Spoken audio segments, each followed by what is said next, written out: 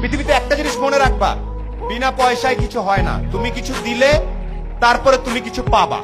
এটা সবচেয়ে আমাদের সবার মন খারাপ হয়ে যায়, আমাকে ডাকলো না কেন, আমাকে সম্মান দিল না কেন, আমাকে ট্যালেন্ট পুলে বৃত্তি দিল না কেন, কারণ তুমি ভালো একটা খাতা জমা দিতে পারো নাই।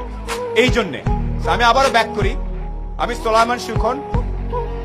আমার কৈশোর পর্যন্ত 16-17 বছর পর্যন্ত ঈদে যদি আমি প্যান্ট নিতাম তাইলে আমার ভাই জামা নিতে পারবে, এইরকম পরিবার থেকে আমি উঠে আসছি।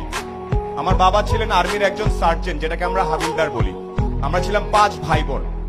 সে অবস্থা থেকে আল্লাহর রহমতে এখন অনেক ভালো জায়গায় আছি। এই গল্পটা ছোট্ট করে একটু বলবো। আমি নর্মাল বিভিন্ন জায়গায় পড়াশোনা করছি। গাড়ির সিট বেল্ট কেমনে বাঁধতে হয় সেটা আমি আসলে 18 বছর পর্যন্ত জানতাম না। গাড়ির সিট বেল্ট এদিক থেকে টাই নাই না এদিকে বাঁধতে আমি জানতাম না।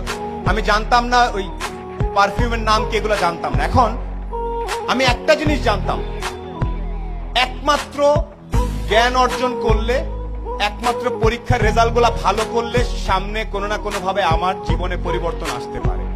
এখানে পরীক্ষার রেজাল্ট ভালো কার কার আমি আওয়াজ শুনতে চাই। 13 থেকে 19 আওয়াজ শুনতে চাই ভালো ছাত্রছাত্রীদের। এখানে প্রত্যেকে ভালো ছাত্রছাত্রী আমি জানি। আমি আজকে লিস্টে পড়েছি, পলক ভাই প্লেনে আসতে আসতে বলছিল যে এত ছেলে মেয়ে, এত কৃতি সন্তান আমি কিভাবে ছবি তুলবো একসাথে, আমার তো পুরো মাঠ লাগবে। সিংড়ার মতো একটা জায়গায় এতগুলা মেধাবী ছেলে মেয়ে তৈরি হচ্ছে।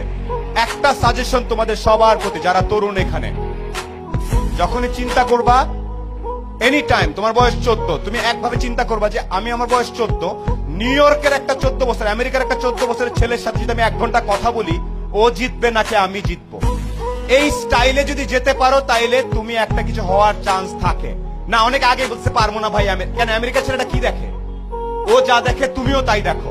ইন্টারনেট আছে না, আমি তোমাদের শেখ কামাল ডিজিটাল ল্যাব দেখে আসছি। আমি জানি এই আমতলা ইন্টারনেটের কারণে ছেলে পেলে এসে বসে বসে কাজ করে, আমি জানি এটা। আমেরিকার ছেলেটা যে ইন্টারনেট ইউজ করতেছে, তুমি একই ইন্টারনেট ইউজ করতেছো না? কে কে আওয়াজ না ভাইয়া।